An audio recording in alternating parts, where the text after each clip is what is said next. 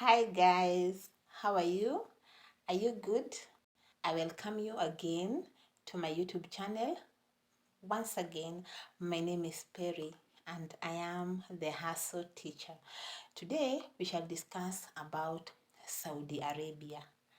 Now, there is a great fear that goes around the world concerning Saudi Arabia, but today I'm here to encourage someone who would want to come and work in Saudi Arabia, because as I speak to you, I am in Saudi Arabia. So I would tell you that the biggest risk is failing to risk, and that in this life we are all different. Don't listen to somebody who comes and tells you that Saudi is really bad. Now, all the places in the world have their pros and their cons, but it all depends on individual cases. Myself, like I have introduced myself, I am a teacher by profession. I have been teaching for quite a long time in my country, but things never seemed to work. And so I decided to take the risk and come to Saudi. Why? Because there is a lot of money in this place. What do I mean? Did you know that one Saudi Riyal is equivalent to 30 Kenya shillings? As I speak to you, because of the inflation in the dollar, one Saudi Riyal is equivalent to 34 Kenya shillings. So let me start by saying that you can come to Saudi as a professional, and you can come to Saudi as a help. You can come to Saudi as a driver.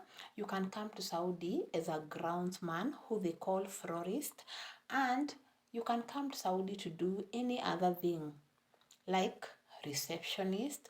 You can come to do very many kind of jobs. So, about the job, number one, it depends with your qualification. Number two, it depends with your preference. You can be qualified and you choose, I will start with the job as a help, regardless of my qualification. First of all, to learn the culture, to learn the mode of living of the people, to understand the language, and in the process, when you are already here, then you can maneuver and go into your profession. Myself, when I was coming to Saudi, I came to Saudi as a teacher. I came to work in the house of a princess who called me from Kenya and said that she needed my help. But when you come here, you must know the pros and the cons of each and every contract that you leave your country to come. I was very keen before I left my country, and I made sure I have signed contracts, and I came. But when I arrived here, I realized I did not have all the details that I should have wanted when I was still back in my country. First of all, it was during the COVID era, and there were so many disadvantages for those of us who had been employed in private schools, because the schools had been closed indefinitely, but the stomachs at home were open. They were demanding. The children needed to eat, and therefore we had to take the bull by its horn and just grab every opportunity that came. And so I left my country. And when I came here, I did not know that schools here, they are not like schools in our country. They close, their holidays are really long. So in our country, like now, I'm talking to you when it is in April. And in a few days, the schools will be closed for maybe 2 weeks, at most 3 weeks, and then the children will be back. But do you know, schools from this side close from 4 months to 6 months, depending on the time of the year. So if you have come here as a profession, and in this case, a teacher like myself, during the time that there are no schools, what do you do? Depending on your ambition, we are all unique. Myself, I am not used to doing one thing. So you have to be innovative and try to look for something else to do before uh, before you go back to your place. The leave is a bit long and you are in a place where the money is good. So you can do tuition, home-based tuition, or you can decide to do the manual jobs. Personally, I don't select. I do whatever is available depending on the season. Because like I said, what brought me out of my country was the coin. And you see, it depends. Like I said, 1:30. That is on average. It can go up to 35. Like currently it is 34.9, almost 35 to the nearest. But normally it can go 27, 28. So on average, let's call it 1:30. Now, if you go to work in somebody's house as a help and they tell you, let me use the example of the people who come direct from Kenya and they have come as a house help. The normal salary for our country and the East African countries, they normally give 900 reals for every house help. That is a domestic worker. But that one varies with the country. People from the Philippines, they are paid 1,500 because that is the regulation from their country. But the people who come from our country and the countries in Africa mostly, they come to be paid 900 reals. When it is 900 reals and you change it into your currency, roughly it is from 30,000 in a few, and a slightly above 30 or slightly below. Let's call it 30 on average. So in your country, if you are not a professional and you're not doing a white collar job, can you get a job paying you 30,000? You see, I have given the example of my own country, Kenya. I know that this channel is being watched by very many people from Uganda, from Tanzania, from Nigeria, from Burundi. All the people who are here and they do these things, they can attest because the real fights well with the dollar. So you might consider to do this kind of job instead of just staying in your country, blaming the government, blaming the economy, having a pity party. You can decide to risk. However, like in every place in the world, not only in Saudi Arabia, every working place has its own challenges. So there are also disadvantages depending on the way you came. Some people come here without being trained or without the readiness of the culture shock. Every place in this world have their own culture. I mean, even Jesus had his Jewish culture because he came from the Jews. So all of us come from a different type of setup depending on how we were brought up. And you see, when you go to a new place, these things might vary. And people get what we call the culture shock.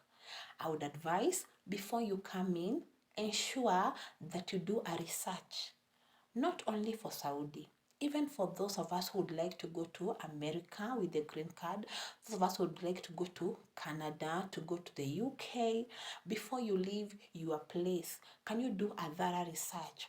Know their way of life. How do they treat people from other races? What is their expectation? And if you are really in need and you decide to take the risk like some of us did, then you must be flexible and have resilience so that the culture shock will not affect you. Are we together? Press the like button. If you have listened this far, it means that you are really interested. I welcome you to subscribe and also to press the subscribe the bell, so that every time I upload a video, you will be able to be notified, even as we tackle this matter in depth.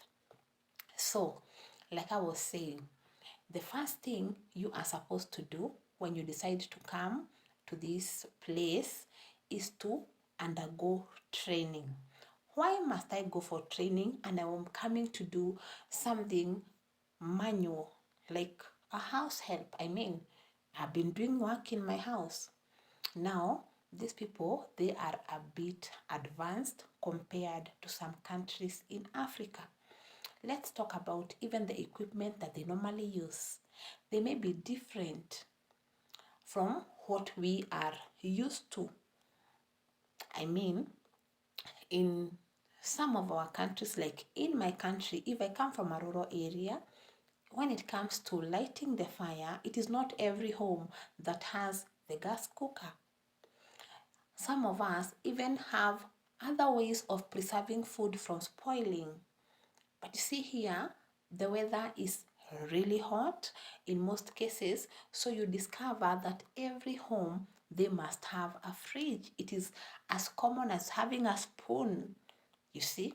So you require training so that when you come here and you get this equipment, you will not, be confused, and also maybe even spoil them in the course of operating. The other thing, they have the people in Saudi Arabia, they are Muslim by religion. And you see, every religion has its standards and its, way of life that has been described. For example, in our country, it is okay for women to mingle with men, to talk, to laugh, to, sit together, to work together. But when you come to this side, you realize it is different. So this one can get you by surprise, because the women here, they don't mingle with the men. Even when it comes to relationship, you realize that they even marry within the family in some cases. So that means they don't go exposing their curvy bodies. They are always dressed in a decent manner according to their culture as dictated by their book. They have to cover their faces most of the times. And you see, when you join a family to live with them, we say, like, when you go to Rome, you do like the Romans. At times, you may have to do what they do because you require their money. They require your services, yes, but since you require their money, then you must do what they do. You cannot go putting on short clothes or exposing your curvy body to their men and expect it to be right. You understand? So I'm saying you need training to understand their way of life. The other thing is that they have their types of food that they eat that maybe we do not advocate from where we come from. The other thing is about the pets they keep, because every place have their own culture and their way of life. You must be ready to absorb the culture shock. When you decide, I have left my country to come to Saudi Arabia, you must be open-minded, and you must remember it is the money that brought you. So if you need it, then you must abide by the laws of each and every place that you go. However, I will still tell you that you are a human being and you have rights. In case your human rights are being bent and you feel oppressed, there are many channels that you can get help from, because you don't just jump in this country. You come through a process. You use an agency from your country, they bring you to this place. The agency is responsible for you for the time that you have signed the contract. In case you go to a place and they mistreat you, they harass you, and they try to breach your human rights, then you can be able to seek help. However, like we know of corruption worldwide, there are some agencies that may not favor you. Once you reach here and they take you to a place, they switch off the phone or they block you, then in such a case again, that's where most people take the bull by its horn, because what brought you here was the need. And that's why you see people now taking the law in their hands, which I will not encourage. However, it is good to always know people or channels that you can get help. In case you find yourself somehow out of contract, then there are still rules of how to live outside the contract. So this is what this channel is all about, to teach you how to get extra money for your children, for your family, to transform your life. Because a noble woman, a responsible person, can go as far as the merchant ship to fend for their family. And trust me, when you have a strategy, your life will never be the same. Once again, I am Perry, the hustle teacher, and I love you too much. God bless you. Keep it here for more information.